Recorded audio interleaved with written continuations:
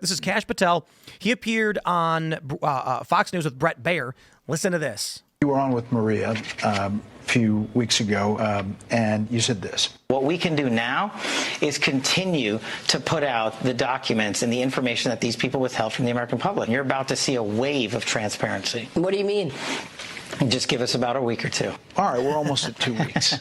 So this is about Crossfire Hurricane. You just talked about that, all that you've been learning. Can you give us a little of that wave of transparency? Absolutely. So just quickly on Crossfire Hurricane, that is a continuing production. Full pause real quick for those that are not familiar, because it's a new segment.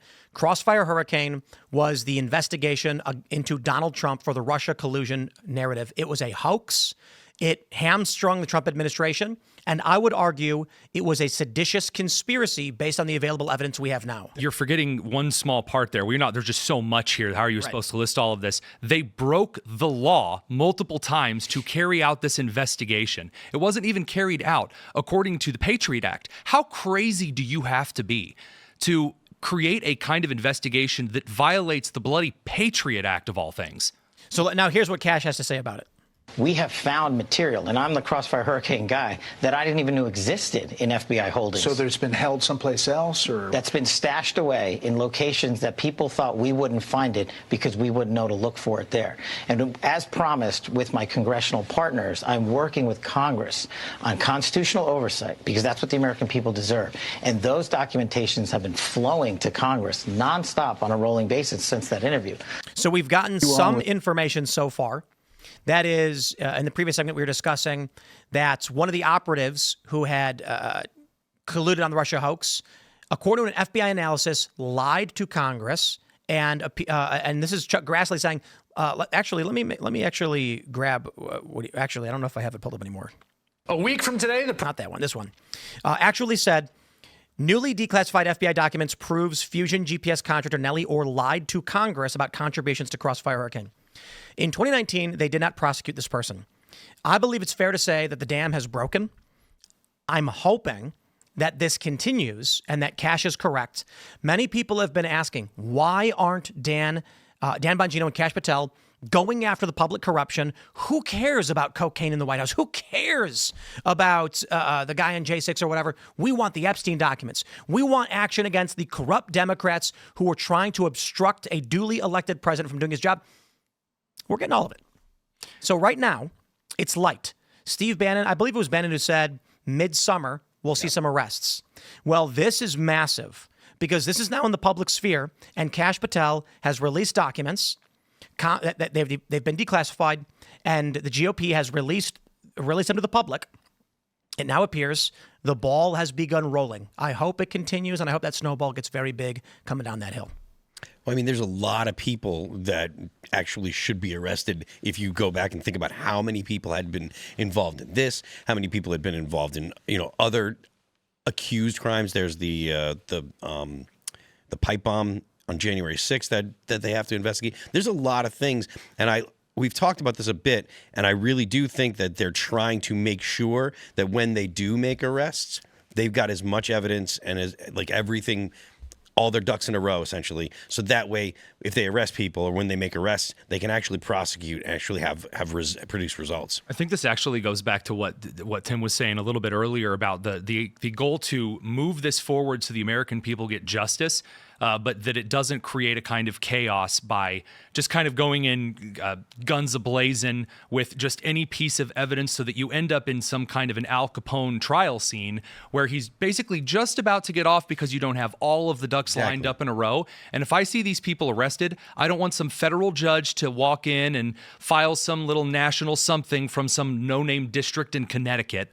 Yeah. I want them to be gone. I want them to be out of American society. Traitors be damned and hanged, quote, the founding fathers. We should have a legal standard that delivers justice for people based on an actual smoking gun. There should be people prosecuted to the fullest extent of the law with the intent of trying to prevent people from doing this in the future. This should be a deterrent as well as, justice. And apparently they're leaving their names all over documents. Sorry, just to point that out. My God, the paper trail is very present. Yeah.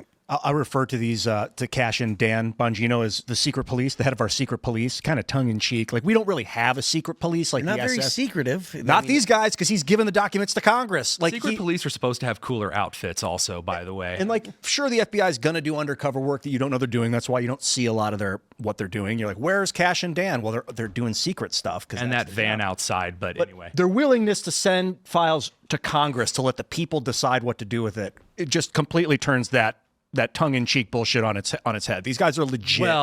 Well, hang on a second there. You said that they're sending this to Congress. This isn't the first time this was referred.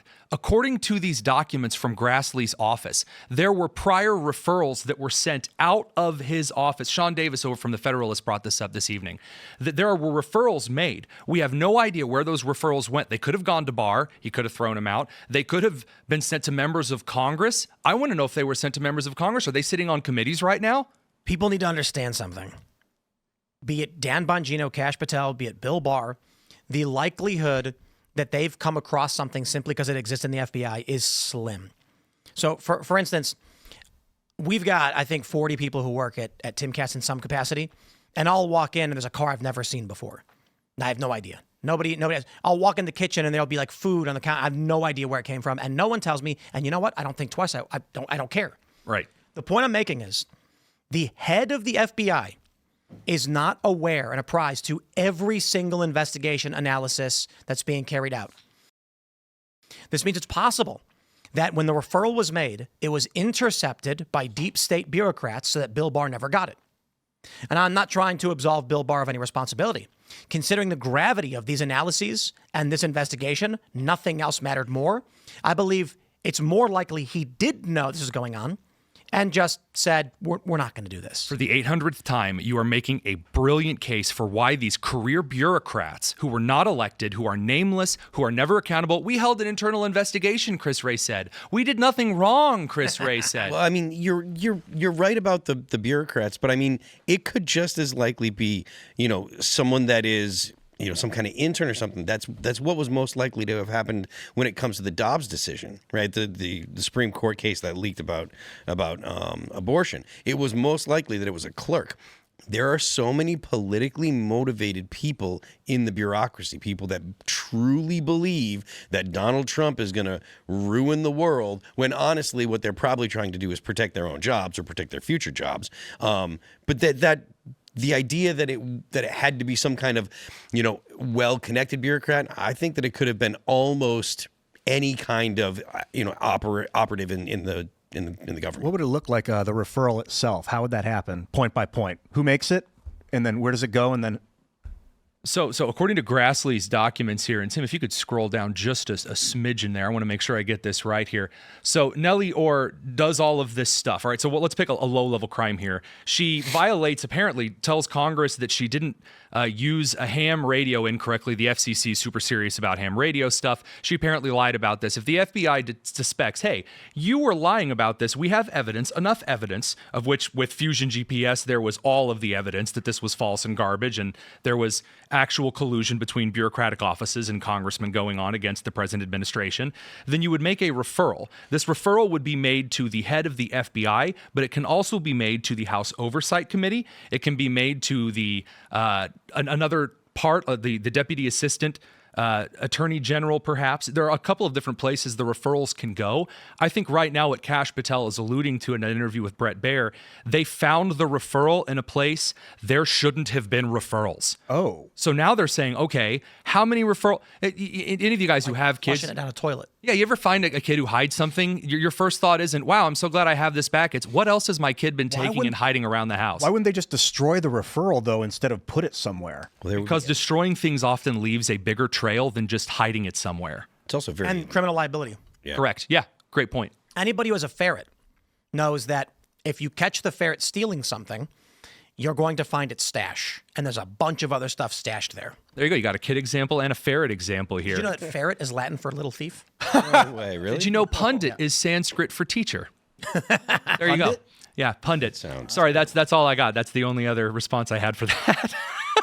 So in all seriousness, they likely were putting these referrals in places that they thought people wouldn't find, but if they did, they'd say, Well, I didn't do anything wrong. It's just in that place that's obscure. And this is why Comey's statement today, he starts to hyperventilate a little bit at the end of this segment with Wolf Blitzer.